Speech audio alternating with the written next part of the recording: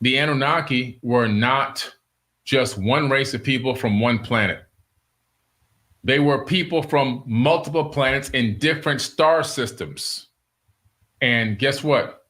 We look like them. I never said they were little tiny green men with antennas on their head. We look like them, according to all the ancient accounts, not according to me, because I didn't live back then. You see, I'm only going by the information left behind. Now, Book of Enoch. I have about 4 different versions of the Book of Enoch. This one has commentary in it, which I love some of the writers' commentary. This is like a compendium, kind of like how I did my compendium of the Emerald Tablets. I like this one because it contains the first Book of Enoch, the second Book of Enoch, the third Book of Enoch, and the Book of the Fallen Angels. If you look into the dogma of the Christian belief system, they praise Enoch for being so holy and so so good to God that he was taken away and straight to heaven. He didn't have to die. He went straight into heaven and he never came back. That's what they preach to you, right? They tell you that this guy was just a real good guy, and he did everything that God wanted, and he was without sin, and he was so incredible that hey, just take him straight to heaven. Just bypass the whole death process. Just go ahead and take him to heaven. And they'll teach you that in Sunday school, right? And so that's the story that you get, but that's not the actual true story. Not the true story. It's quite interesting that Enoch is highly, highly, highly revered in the biblical text. However, his own book, look at all this information in here, was left out of the Bible. Now, why do you think that is? Why do you think Enoch's text was left out of the canonized Bible? Well, I'll tell you why. Because it's talking about these people behind me. That's why. It's an ancient Jewish religious text traditionally ascribed to Enoch, the great-grandfather of Noah. Now, who is Noah?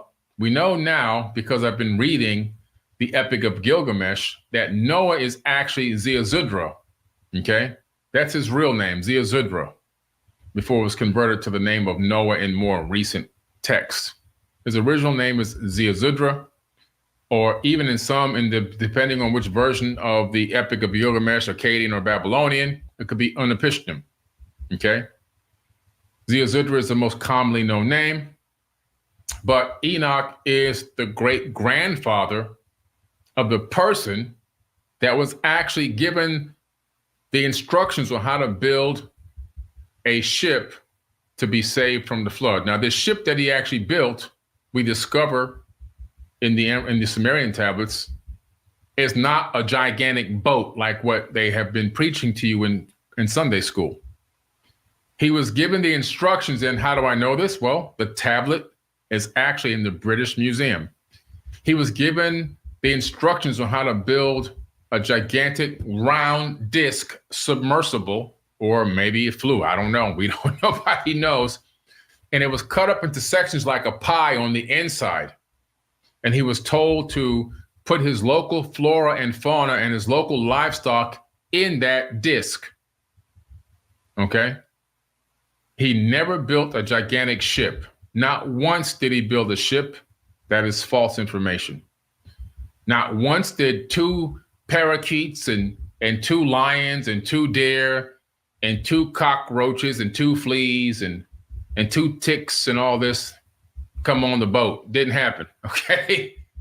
I'm just telling you right now, it did not happen. He was literally told to get his local flora and fauna and his local livestock and take on this disc that was cut up into sections like a pie on the inside, but it was a sealed disc, like a saucer, okay? That's what he was in. And we know this for an absolute fact now. There's no way to get around it. There's absolutely no way to get around it. And, they show in the movies, they got, that one movie, that Noah movie, they got, every kind of animal and you got 2 flies and, I mean, come on, guys. 2 piranha. I mean, get out of here. It didn't happen. Okay, it just didn't happen. Let's get into the real. Let's get into the real knowledge. All right, let's just drop the fairy tales and get to the real knowledge. So Enoch is the great grandfather. Now, what's important here is we're aligning a man who has directly interacted with these advanced beings. Now we know his own descendant also interacted with these advanced beings, as he was given the actual instructions on how to build this from Enki, one of these Anunnaki people. Enki saved him and his family's life by teaching him how to build this particular disc-shaped floating device, if whatever you want to call it, right? This DNA bank, if maybe it was that. But we see a direct connection between Enoch and Ziusudra, who's actually now called Noah in more modern texts, because the Bible is New Age information, not Old Age, it's New Age. So it's interesting that that connection, that lineage is there. Two people, same bloodline, both being directly engaged by these beings, okay? You look at the descent of the Watchers. They descended from the sky. When we hear this in the biblical text or the Enoch text, what are we being told here? We're being told that these people, and I do mean people, came from the sky down. They descended from the sky down to the earth, and they were called the Watchers, okay? They were the Watchers. They would watch over humanity, and in some ways they were forbidden to engage humanity. Some of them were forbidden to actually engage, in other words, to directly interact or interfere. It was against the rules. They actually had something called a prime directive, the same kind of prime directive you see that they utilize that same term in Star Trek. They have a prime directive in which they cannot directly engage or interact with any civilization that's pre-warp. If that civilization is pre-warp and they're going to actually go down to the surface of that planet, then they have to pretend like they're part of that culture. They have to pretend like they fit in, like they're not really aliens or from space. And they can't alter or change or give them any technology in any way, shape, or form. It's forbidden, literally forbidden. Well, they got that information from the ancient tablets. And the Watchers descended to Earth because they were attracted to human women. Now, that's not me saying that. That's in the Book of Enoch. That's the ancestors saying this. They were attracted to human women. And this group of angels was led by chiefs such as Zemaziah and Azazel. Zemaziah and Azazel were the two chiefs or leaders of this particular crew of these Watchers. And they decided, you know what? These girls look pretty damn good. We're going to take some human wives. Now, it's interesting that when you read the Enuma Elish, or the Epic of Atrahasis, you discover these beings in there. They call them the Igigi. And these Igigi people are these Anunnaki workers. They're not slaves, but they're the working class. In other words, if I own a construction company, I'm the boss, then I have a master architect, and underneath that, I have a foreman, and then underneath the foreman, I have workers who go out and actually do the labor to build the product or the house. You see, it's a structure, it's a system. Well, these Igigi, they said the same exact thing in the Epic of Atrahasis. They said, we want to get some of these human women. We don't have no women over here. They were working, according to them, they were working on Mars. And they were complaining about the conditions. And they said, you're working us like we're slaves, and we're not slaves. And not to mention, we want to take some of these women back with us. So in two different texts from two different time periods, we find the same story. We found not the same story, but we found a similarity, I should say, a similarity in which these advanced beings, they want to get at these women. Some of the Sumerian tablets kind of read like soft P-O-R-U-N. I mean, it's really crazy when you start reading some of the stuff that they're talking about in there. It makes you want to scratch your head and go, what? And so they began families. So they basically breached heavenly boundaries, and all the rules that were set before them, to not interact, not engage, and definitely not have sex with human beings. Not that they only have sex, but they said, you know what, we're going to keep these. We're going to make them our wives. And so then they started doing something again that was against the prime directive. They started teaching forbidden knowledge. And the fallen angels impart various types of knowledge and skills that were previously unknown to mankind, which had a profound and often detrimental impact on human societies. So what are we talking about? We're talking about the fact that these beings, not only did they come down for the good loving of the woman, the human woman, but they also then violated another law and began to engage mankind and give us the forbidden knowledge. And why was it forbidden? It was forbidden because this information that they were giving to humans was going to expedite our advancement technologically. And when you advance your technological prowess, all of a sudden, there's room for extreme detriment to that civilization. Why? The reason why it's room for extreme detriment is literally because when you take a civilization that isn't maturing enough spiritually and give them advanced technology, turn them into a technocratic civilization, they can potentially destroy themselves. And that's where we are right now. We're in a situation where we're on a precipice. We're on a line that we can go this way or that way. We're teeter-tottering. We are in a position right now to destroy ourselves. In less than 100 years, we went from a horse, buggy, and carriage to creating intercontinental ballistic missiles, to creating the Voyager 1 and Voyager 2 craft that have now gone out into interstellar space. We've sent the Huygens probe, which has landed on the moon Titan. We've done incredible things in less than 100 years. We've got a plane. We have the SR-72 Blackbird. Forget about the SR-71. We have the SR-72. Can fly 4 to 5 times the speed of sound. We've developed laser technology. We can now communicate between Earth and the moon via lasers. We can communicate from satellite back to Earth via laser technology now, significantly bypassing any speed of any high-speed internet that exists on the planet. We've got fiber optics and all these other incredible technologies that have come out. And we've got so much tech, even with the tech that has been suppressed and hidden from us, we've still advanced at a significant pace. But what has it done? I can remember being a kid in elementary school, having to hide underneath my work desk. They would make us go underneath the work desk to do practice for if a nuclear bomb went off, as if my work desk was going to protect me from a nuclear blast. It was the most ridiculous thing I ever heard of. I actually laughed when the teacher told us what we were doing. I laughed at her because it was ridiculous. I mean, good, great. Even I knew that a nuclear blast was going to obliterate everything. The work desk wasn't going to do anything for me. But you had to do it or you get in trouble. So you go underneath the desk and you ball up like you're an embryo underneath your desk in case a nuclear blast goes off.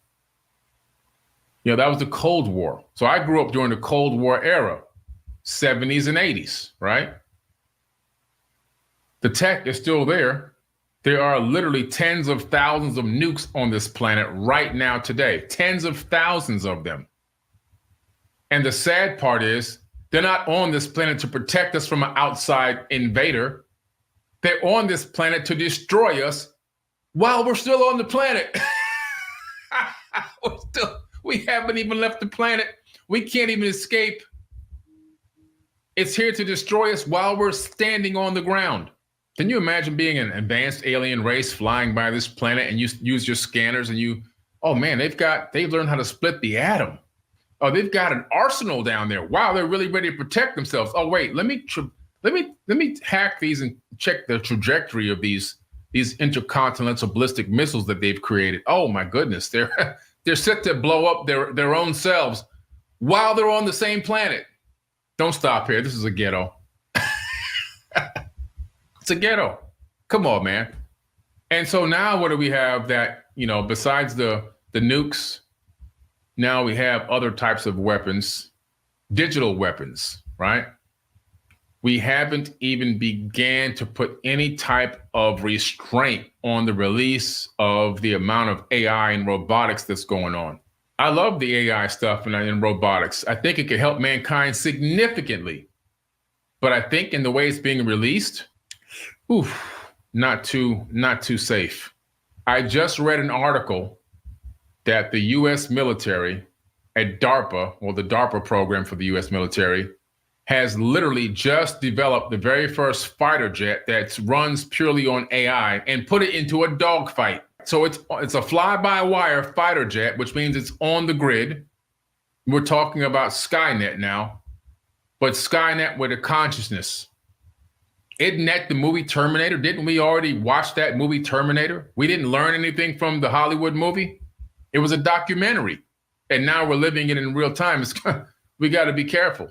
All this tech that we keep getting way before we are consciously ready to even handle it. We're not spiritually ready to handle a lot of this technology. What did Azazel begin to teach the humans? He teaches men to make swords. First thing he does, let me teach you how to cut somebody up. Let me teach you how to chop somebody to pieces. We didn't have metallurgy. We didn't know how to make swords and steel. We didn't know how to work metals. We had no idea until Azazel taught us. He taught us how to smoke metal and all that, and steel and iron, and how to make a sword that won't break and that can slice and dice over and over and over again. Azazel did that. He teaches men how to make swords, knives, shields, and breastplates.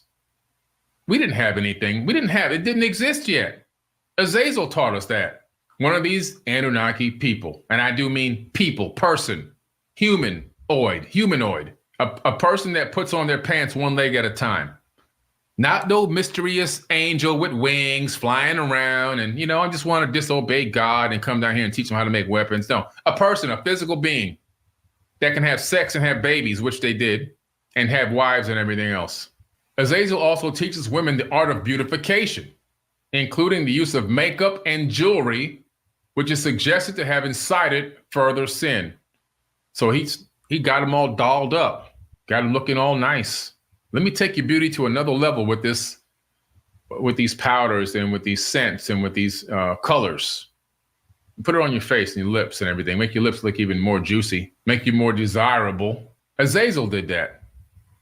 So he hyped up our sex drive, and he also taught us how to kill each other. All right? Crazy, huh? How come they didn't teach you that in Bible study yet? I'm just asking for a friend. How come they didn't teach you this information? Azazel. That's how we learn how to make weapons. It didn't come from the Japanese and the Chinese, and no, it all came from one source. Azazel is the first person to teach us how to work metals and make swords and knives. First person, and breastplates and shields. First person. Then what happened? Semjaza. He instructs on the enchantments of root cuttings, essentially teaching sorcery and herbalism. So he taught sorcery and herbalism. He taught people how to use the herbs for either curing or for either trying to utilize those herbs in correlation with sorcery to create a particular outcome. A lot of that stuff is still being used today. And we don't want to admit that's what we're doing. But that's exactly what we're doing. We're trying to create sorcery, burning incense, right? Smudging and all of that. That comes from Semjaza. Amaros teaches resolving of enchantments. So he's teaching how to resolve enchantments. And then you have Barakel teaches astrology.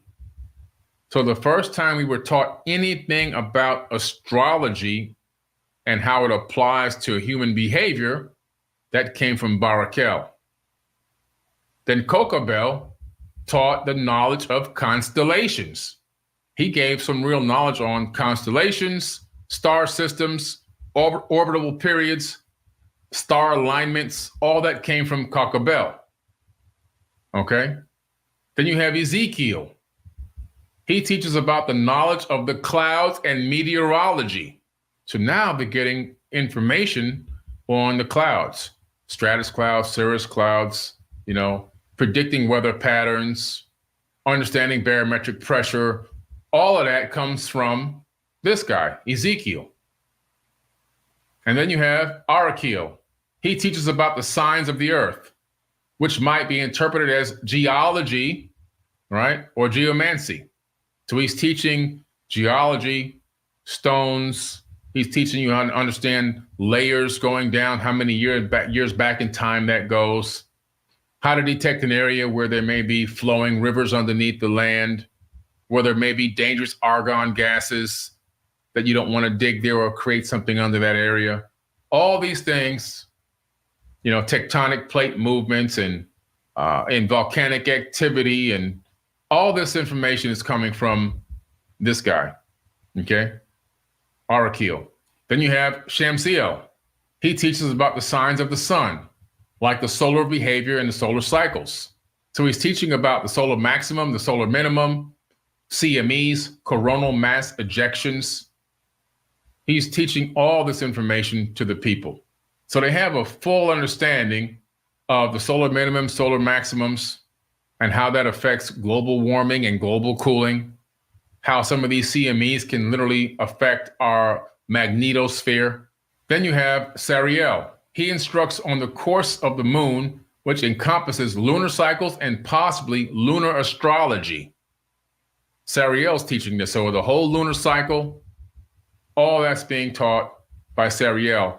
And not only that, but because it's the lunar astrology, he's teaching about the effects of the lunar gravitational forces on human minds, human consciousness, and how it affects our own behaviors.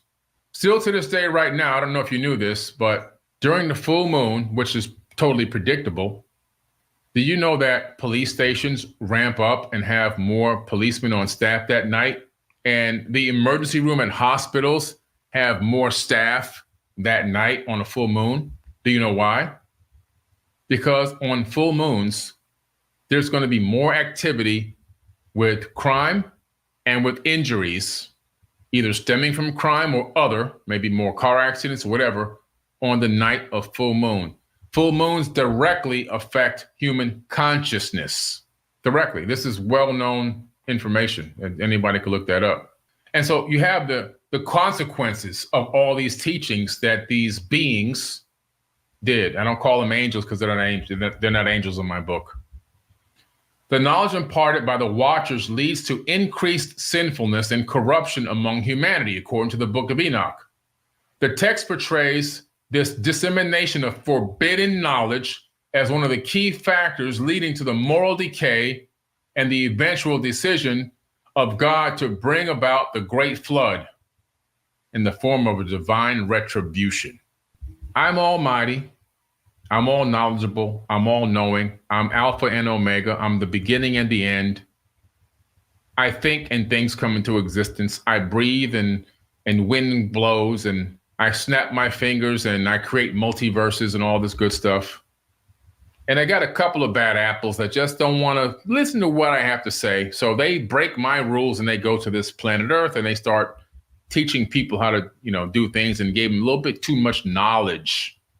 And because of this knowledge, they start acting up too.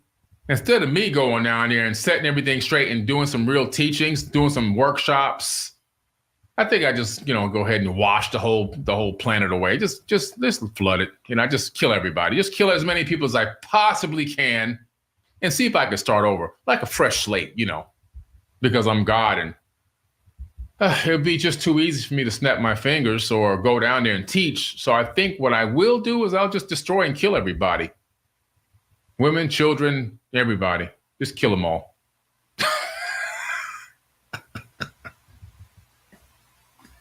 Come on, man. Stop it. Stop it. Come on. It's ridiculous. That's why I'm laughing. And it's ridiculous.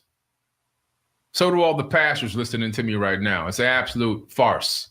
It's a farce because you're saying in one moment, this being is so powerful, it can control everything with a single thought and a snap of a finger or one spoken word. And on the other hand, the being is so helpless that the best it can do is hurl a rock into the planet and hope that floods the planet and kills everybody.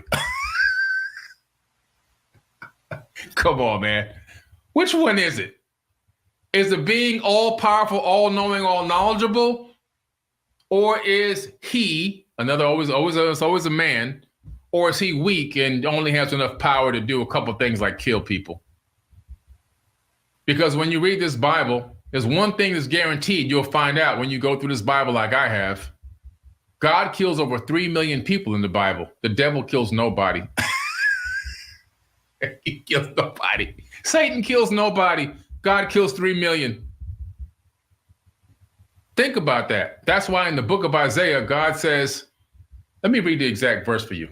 Isaiah 45:7. That's where you're going. God says, I create the good and I create the evil. Doeth I, saith the Lord. He didn't say Satan made the evil. He didn't say, oh, that doggone Satan, he's creating all the evil in the world. He didn't say that. He didn't say that. He literally said, I create the good and I create the evil. And you know what? He damn right, because he killed 3 million people in that Bible. The best he can do is hurl a rock at the planet and try to kill as many as he possibly can. It's always a he, by the way. It's always amazing that it's always a dude. To me, God is a frequency. It's our job to tune in.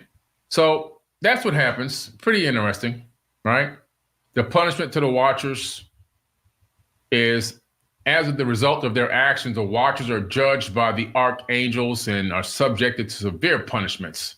They are bound and cast into the abyss, a form of imprisonment and torment as a penalty for their disobedience and negative impact on humanity. So the humans got to die in the flood, but these people, they don't die. They just get kind of bound into some kind of a chamber where they can't get out. And they're not killed. They're put into some kind of prison. But the people, they got to suffer and drown to death, babies and all. If you really go into the text, you discover something very interesting, that Enoch wasn't taken by God. He was taken by people. And he wasn't just taken once. He was taken more than once. You're taught in Bible study that he was taken to heaven on a chariot, never to return again. He was taken straight to heaven. He bypassed death. Not according to the Book of Enoch, where he actually has a conversation with the beings that are going to take him on this trip to teach him knowledge, which is approved by the head god, Anu. And so it's approved. This teaching is approved, and this trip is actually approved. And it's given a set day that they're going to leave on this trip. He even gets his affairs in order and has his sons prepared for the day that he's going to leave. Okay, he's prepared. In the Book of Enoch, the narrative of Enoch being taken into the sky or the heavens is one of the key elements of the text. The Ascension is portrayed as an extraordinary event where Enoch is granted divine visions and insights, setting the stage for the detailed revelations that follow in the book. In his ascension to heaven, Enoch's ascension is described across several passages in the Book of Enoch. He is taken up into the heavens multiple times, each providing different experiences and revelations. In other words, different things he's being taught, different knowledge that he's been given on different trips, multiple, not even double, but multiple means more than two. In his initial ascension, Enoch describes how he was taken up into the heavens on the clouds, and the wind in the sky bore him aloft. Well, that sounds quite a bit like flying in some type of a vessel. The ascension is often seen in his initial introduction into the celestial realms, and during this time, he visits various places in the heavens and earth, including the places where the heavenly bodies, stars, sun, and moon are regulated. Oh, he's in outer space, guys. One of the earliest accounts of a planned alien abduction. Visions of the heavens. As Enoch ascends, he is shown the treasures of the stars and the thunder.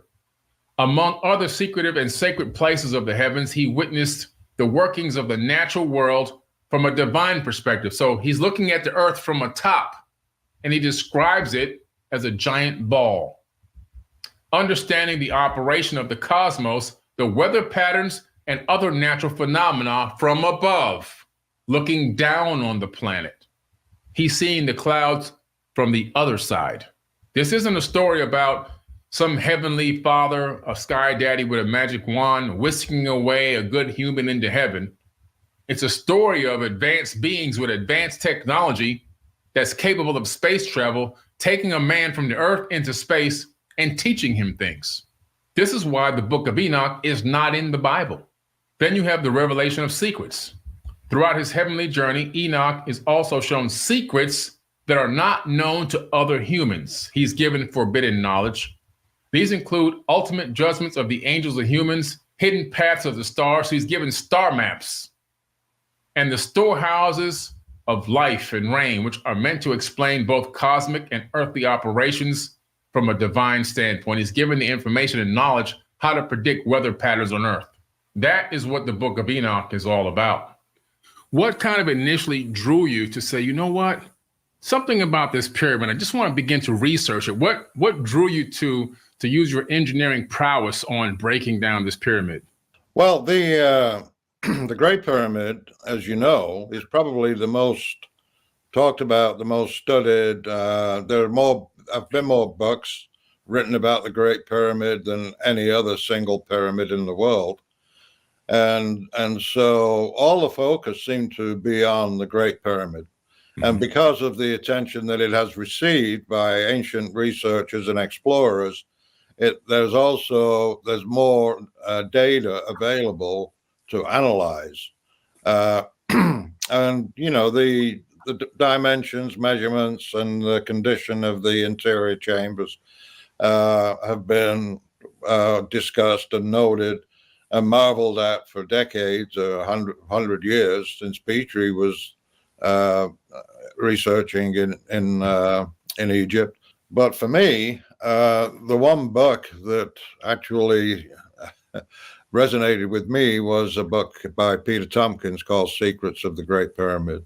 And in Secrets of the Great Pyramid, Peter Tompkins introduced a variety of different explorers, commentators, those who had studied the Great Pyramid and who had actually questioned its origins and what it currently is seen to be in the eyes of academia, which is the tomb of the pharaoh Khufu.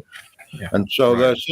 In that book, there seemed to be a huge question mark associated with the Great Pyramid.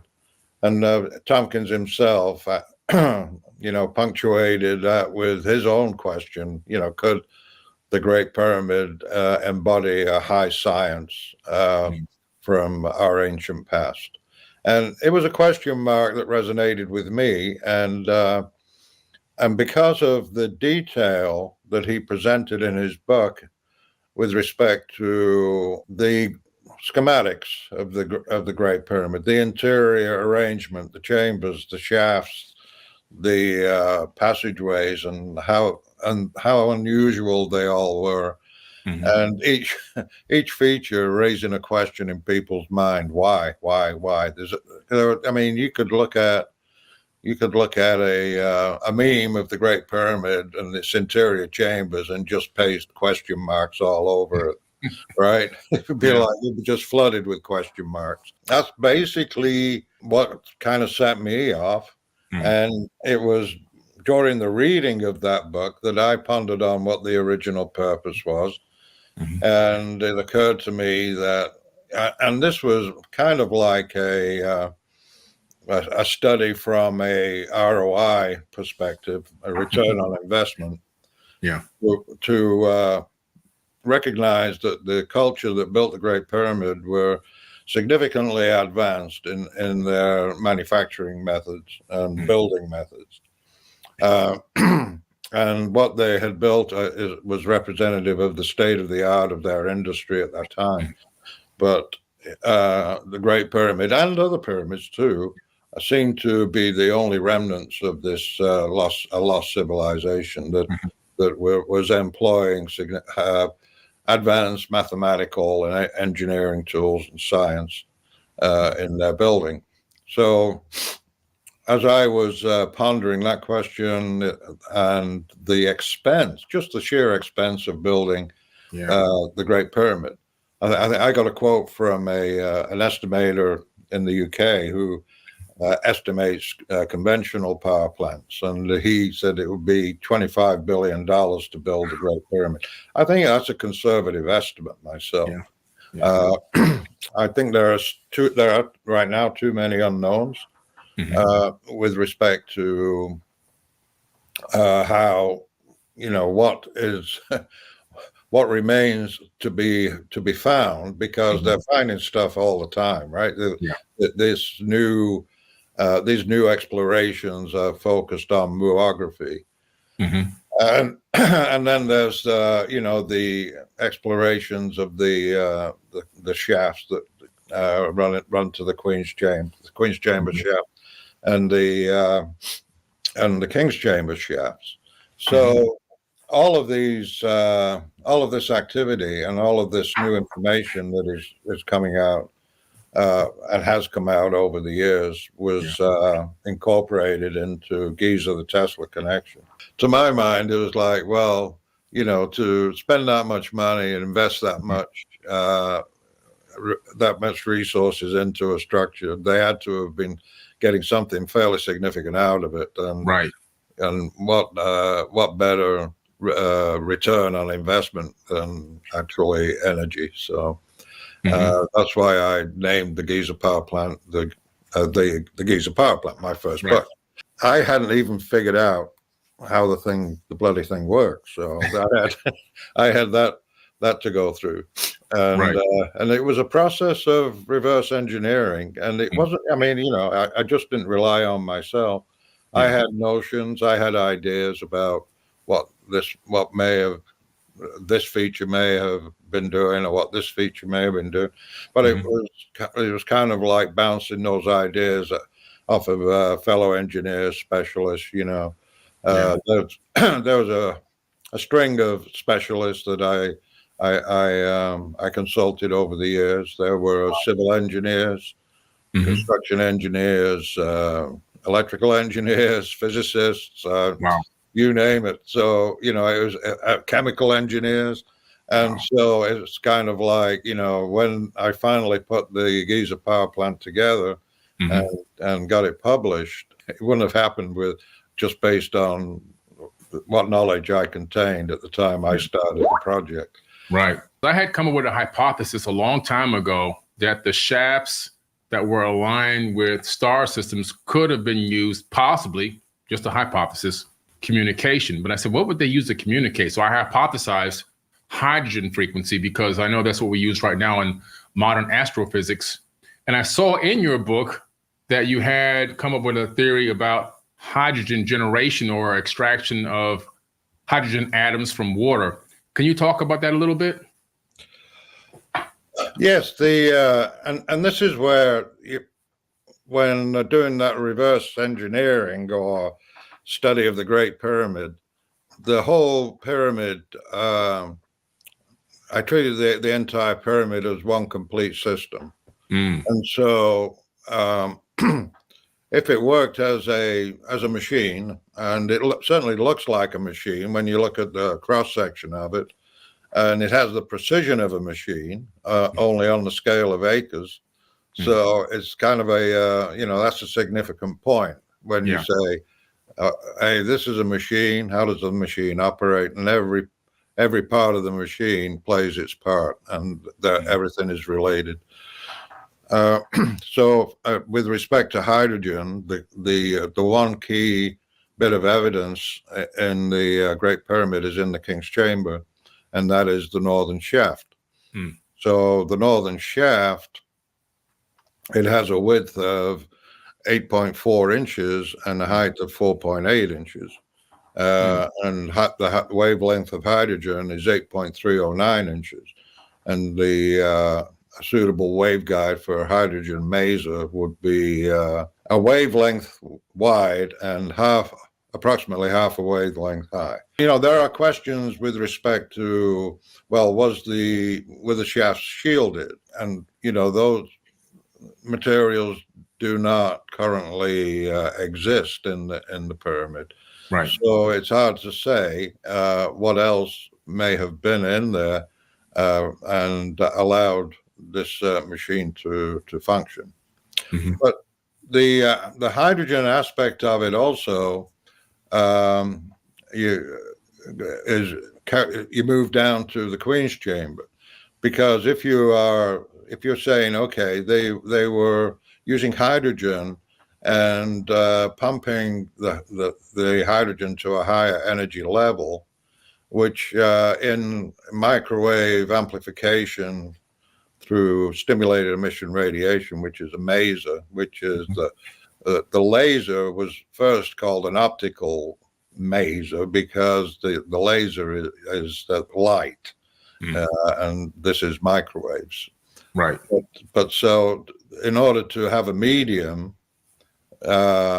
which is hydrogen, then you would have to generate it somewhere and deliver it to the King's chamber. And that's where we look at the beneath, lower down in the structure, we look at the Queen's chamber and the shafts that come into the Queen's chamber. Now, those were very interesting. I mean, they're still a subject of debate, and people have different ideas about them. Mm-hmm. But I have stayed fairly consistent with my analysis of them in that they were used to deliver two chemicals to the chamber, which combined boiled off hydrogen. Yeah. The evidence that I point to support that is that the shafts were not connected to the chamber itself. When the pyramid was constructed and they built the Queen's chamber, those shafts were terminated about 5 inches away from the inside wall of the chamber on both sides. And there's two shafts, and they both have different characteristics. When I wrote the Giza power plant, I was aware of several of the characteristics which supported the theory that they were delivering a fluid into the chamber, and that those fluids, different kinds, mixed and created hydrogen. Since then, there's been other evidence that has come up, and it's very significant for the Giza power plant theory, and that is the question was left open in the book, how did they get the chemicals into the shaft? Right. And in the Giza power plant, I proposed that they was pumped to the back of Gantenbrink's door. Rudolf Gantenbrink was a German robotics engineer. In 1993, he was contracted to clean the shafts of the King's chamber to improve ventilation.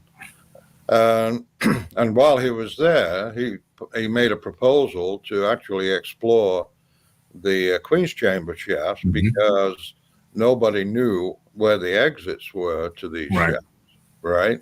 Mm-hmm. And so he put in a proposal to clean those shafts. He got permission, built his robot, and started to explore the shafts. Yeah. So that was in 1993, and he sent his robot up the southern shaft, and the robot came against a blockage. It was like a limestone block was barring further progress up the shaft. And there were two metal pins that were sticking out of this block, and they were bent down to the face of the block. The pins were tapered as though they had been eroded. One had actually broken off. But anyway, the door was essentially called Gantenbrink's door. Yeah. And so the big question mark then became, what lies behind Gantenbrink's door? Well, of course, who doesn't want to know that? This happened in 2002. They did an exploration. Yeah, they made a pyramid rover, a robot that went up the shaft and drilled a hole through the door. Then they inserted an endoscopic camera Yeah. And it basically flooded a space at the back of it with light, and there was nothing there but another, what Zai Hawass called another door, and a space about the size of a bread box. But it was interesting anyway. I mean, it was progress.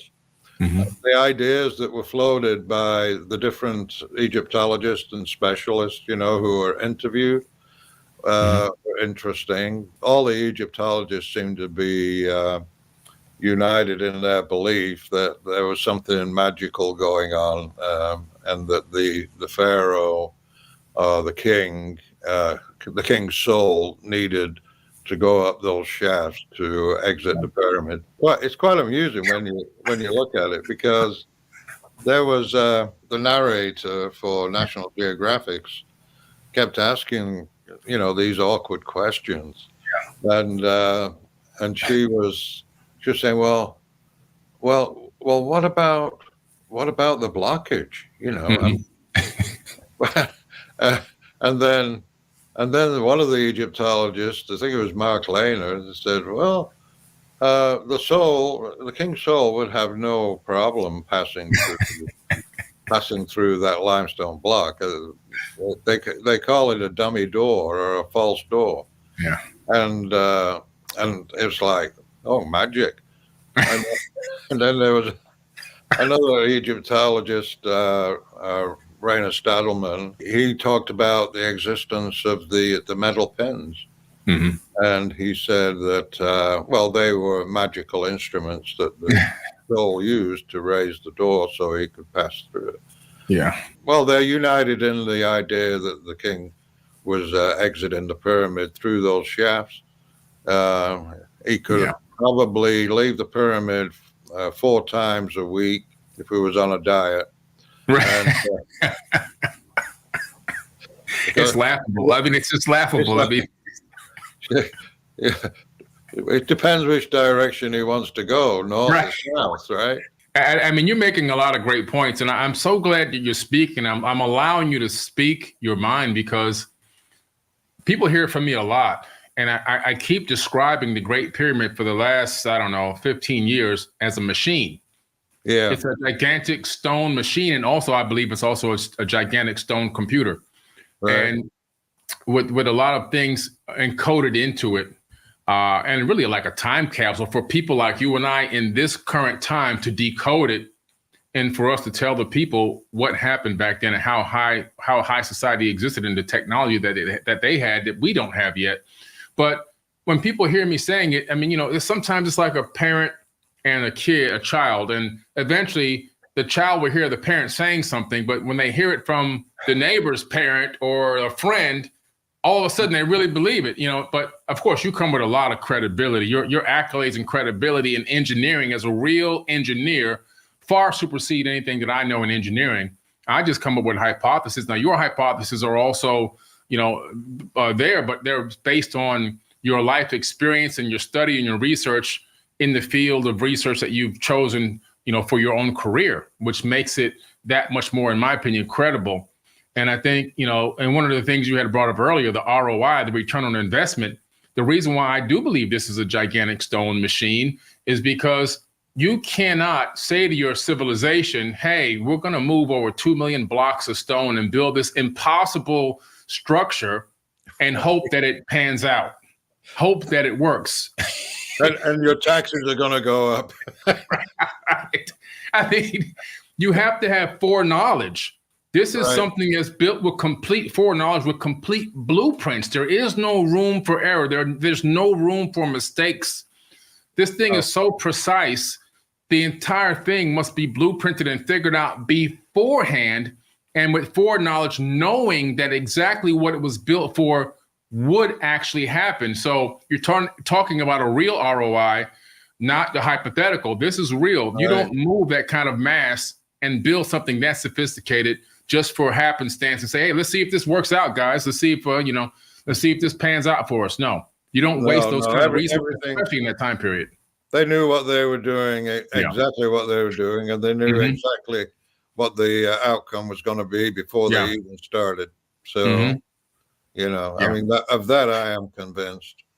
Absolutely. Just incredible. I mean, your knowledge is mind-boggling. The Giza-Tesla connection came after there had been such an accumulation of new information that seemed super relevant in terms of how we may look at the future and what our energy mix is going to be, our energy generation mix is going to be, and how we can reduce some of the less efficient methods and move to more efficient methods of producing energy. Yeah. And all of the everything came together really after 2018. I did a couple of tours with Mohammed, your good friend. Yeah. My good friend, Mohammed. In 2018, 2019, they were highly successful. And the outcome of that was that one of my research associates, Robert Vorter, who actually passed away last year, sadly, he made contact with a NASA physicist. And this NASA physicist was doing research on earthquake lights. And the way he described the physics behind earthquake lights it kind of resonated with me. And I was like, well, that's it. It's not just seismic energy in terms of mechanical vibrations that drives the pyramid.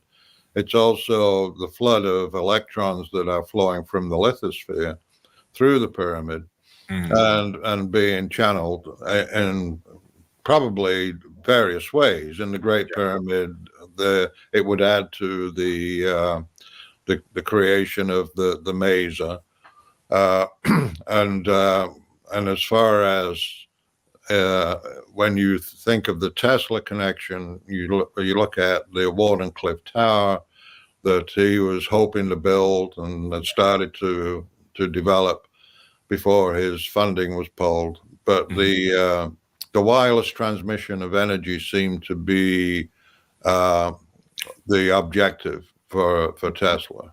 And the guy was a genius anyway. So, all his other stuff seemed to do extremely well. I can't imagine that he would have failed if he'd have had enough money to move forward with the Wardenclyffe Tower.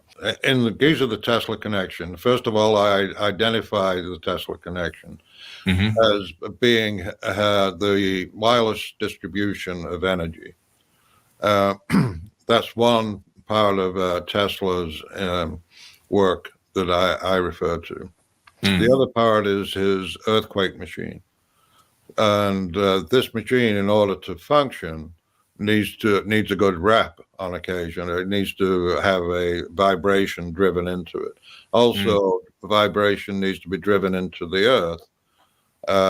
If what we call now the Freund effect becomes active. So let me explain the Freund effect. This is probably, Billy, the most exciting new physics, and it's totally legitimate. It's been demonstrated. There are numerous scientific papers out there that you can read about it. It has been replicated by an independent lab in Japan. Wow. And it was developed by Friedemann Freund, Dr. Friedemann Freund, who was a NASA physicist, and he described the new physics of kind of along the same lines of a semiconductor, but where you have these peroxide defects in the minerals in igneous rock deep in the earth. So it's like these little defects, but when that rock is put under pressure, and the movement of the rock really doesn't need to be that much, only a few angstroms, and those then the positive electronic charge carriers will rush to the surface. Wow. And so what you have is basically in Freund's word, when put under stress, igneous rock turns into a battery. So we're sitting on top of a battery, right? And so when you're looking at the difference in power generation, where you look at, what is the ROI of building a coal power plant? What are the running costs? What are the maintenance costs? What, the fuel costs, all of that, transportation, everything. And it's mind-boggling to think what the real cost of those are. Yeah. Right. But as an aside, though, I will tell you this was an interesting little snippet you might like. Yeah. That there was enough coal mined in the United States in 2021 for fuel for power plants to build 76 Great Pyramids. Wow. So I know it blew my mind when I did the math on that. It was like a pyramid 76 times the size of the Great Pyramid. And every year, that's the thing. I mean, it's like we've been these methods for power generation have been, been in use for over 100 years. Right. And, and I make the point, while we have these devices here, and the quantum leaps in technological advances in the development of these, where you go through the semiconductors, transistors, all of the miniaturization, these have far outstripped in progress the means that we use to actually generate the electrons that they use that is needed in them. So I mean, somebody asked me, well, what have you got against coal? And I was like, I don't have anything against coal. I love coal. It's kept me warm in the winter and cool in the summer. Fully employed. And so I don't have anything against coal, and I don't have anything against people making a profit off their investment. But I do think that in order to maximize your return, you should constantly look for more efficient, less expensive ways to do things.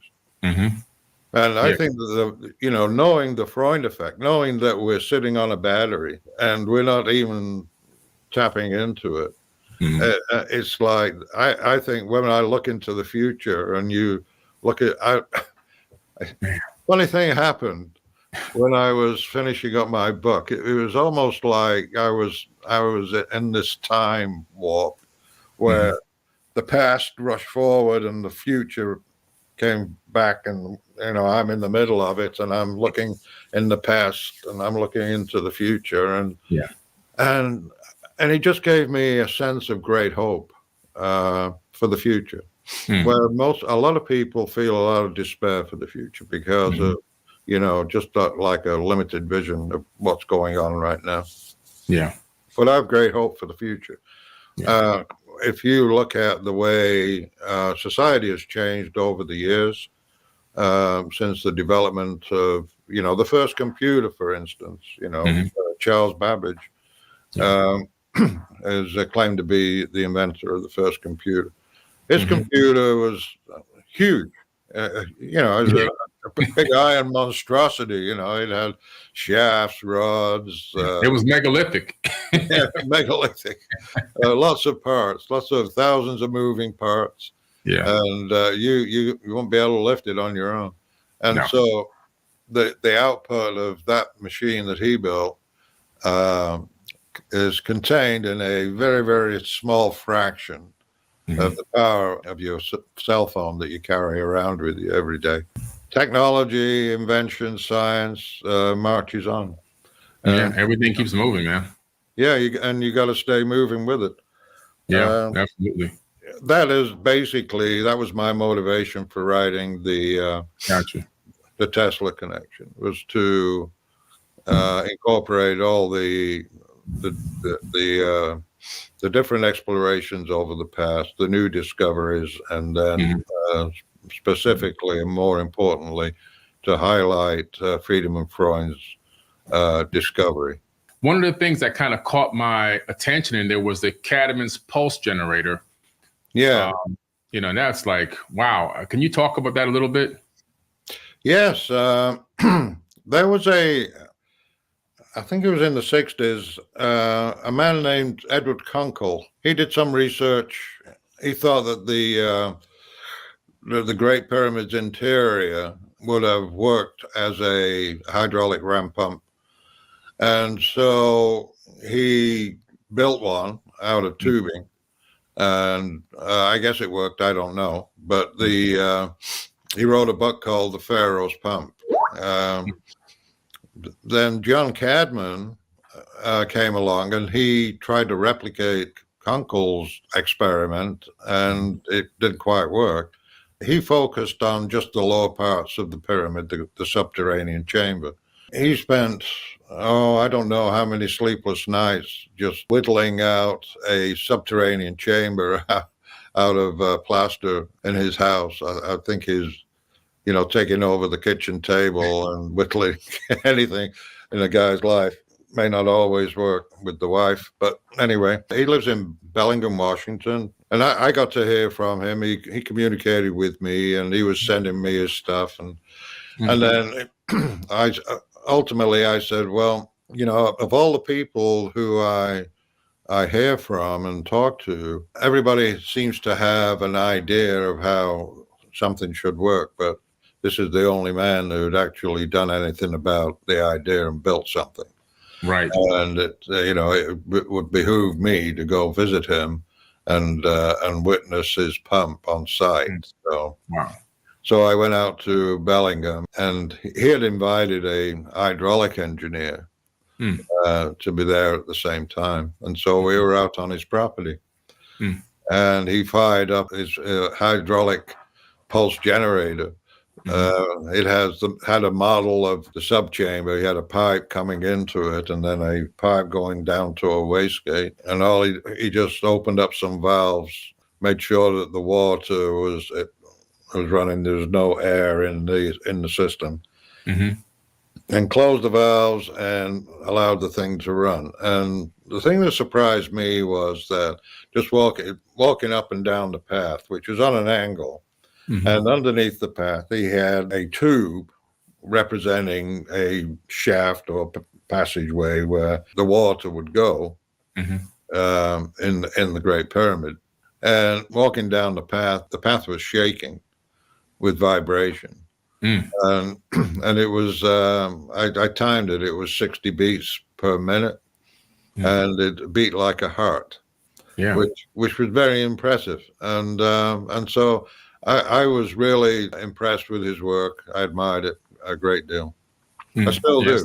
The unfortunate thing with that model, where the hydraulic pulse generator is contained just inside the Great Pyramid, the evidence in the Great Pyramid does not seem to support it as it is now described, or as it has been demonstrated, because there are no exits from the subchamber anywhere.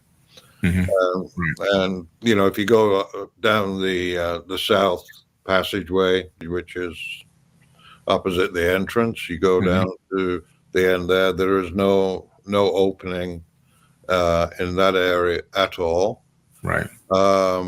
And Howard Weiss, when he did his exploration, he actually cleared out the well shaft in the center of the subchamber and chiseled out more limestone to see if there was something else that he could find.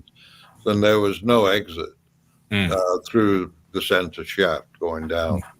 Wow.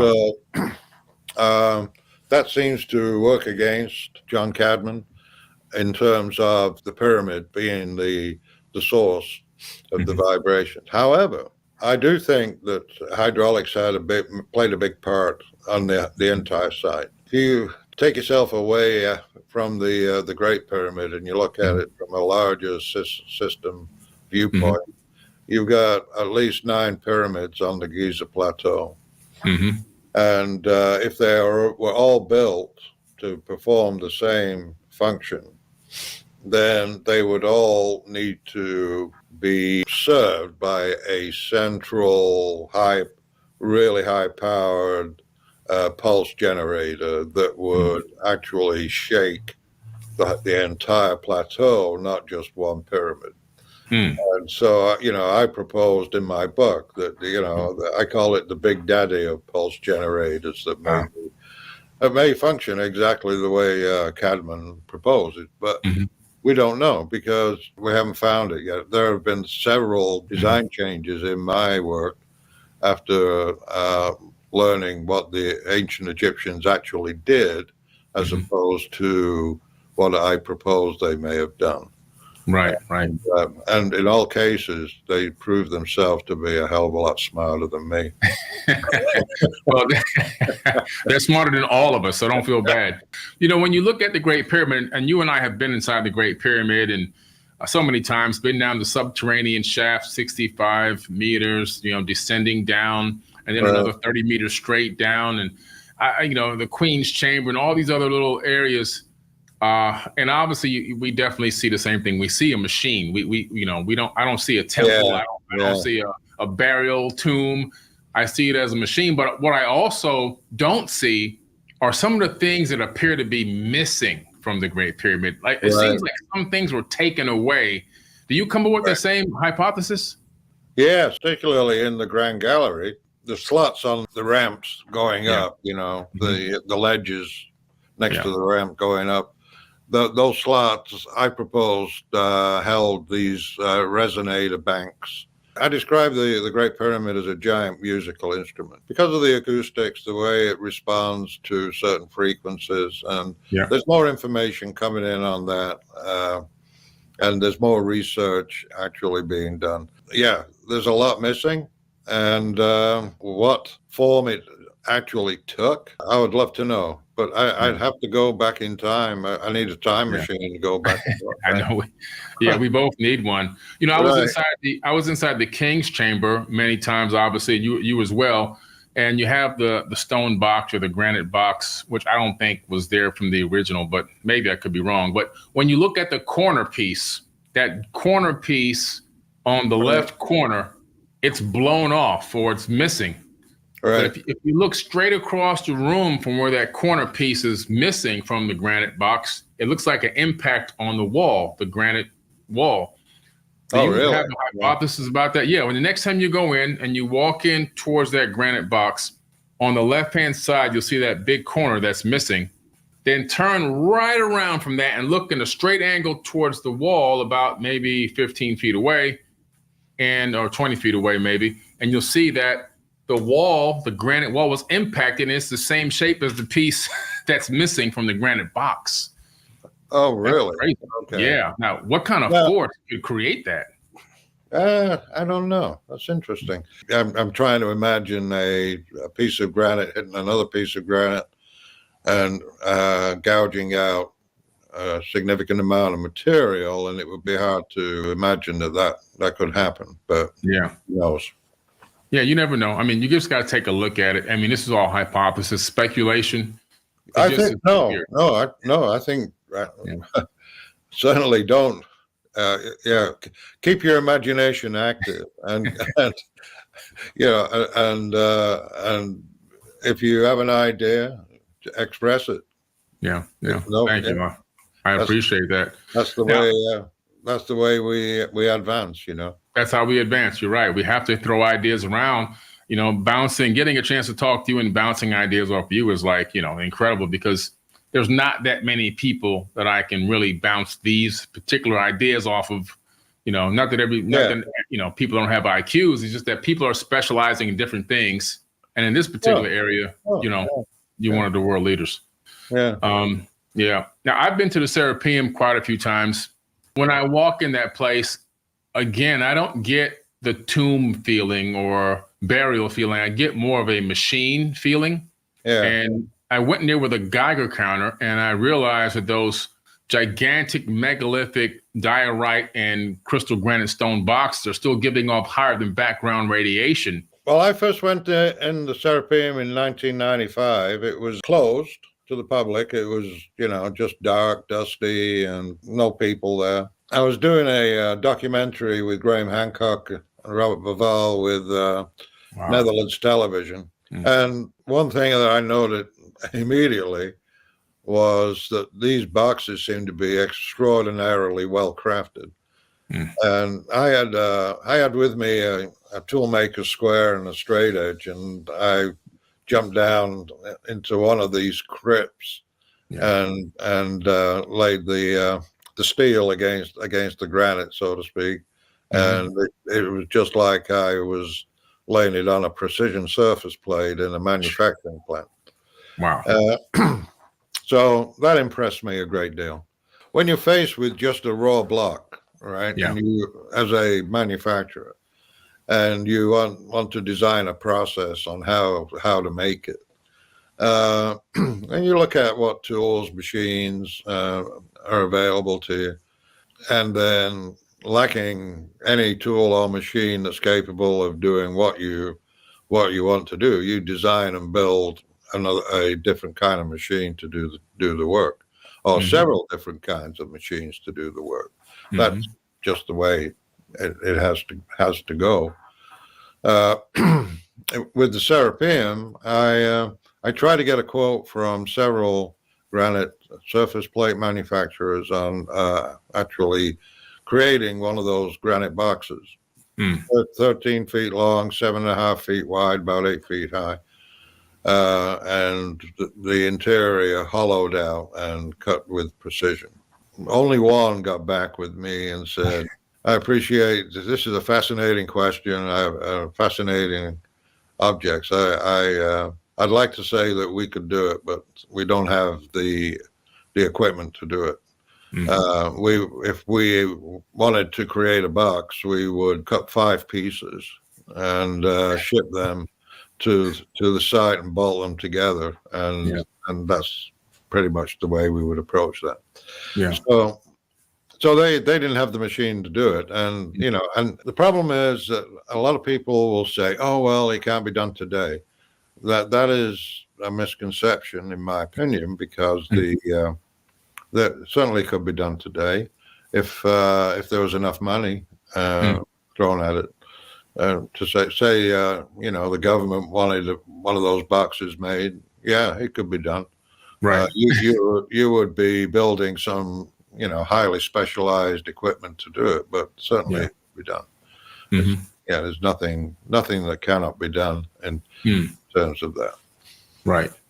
Incredible. Just a matter of resources. I mean, they spend $100 billion a year on the military. If they redirected 50 billion, of that into making a stone box, like you say, I'm pretty sure they'd figure it out. I don't think it would cost 50 billion unless they were going to launch it into space. Well, the government, they'll buy a hammer for $100,000. I mean, it's crazy. Oh yeah, an Allen wrench They've been known to do make the craziest purchases. But it's just, just another example, in my opinion, that a lot of things around the Giza Plateau and Saqqara are not as they seem, or not as we've been taught, that in some way these things served a technological purpose. And that's what I get from going there. And I keep going back like you as well. And I just keep seeing more and more evidence of a technological advanced civilization that may have incorporated a level of spirituality within their technology. Overall, it seems like a lot of the dynastic Egyptians inherited something that was already there. What are your views on that? I think that the Egyptians are open to considering that now. Billy, I'm happy to tell you that the Egyptians are more in tune with my work than they are in the West. So, there are people like Muhammad, Ibrahim, and Yusuf Awiyan, there's Ahmad Anwar, a few others who support my work. So Nice. it's the tide is turning, and young people, they're the future, and they're the hope for actually seeing, the tomb theory buried. Yeah, we need to bury the tomb theory. Bury the tomb theory. Thank you so much. I appreciate it. You're welcome.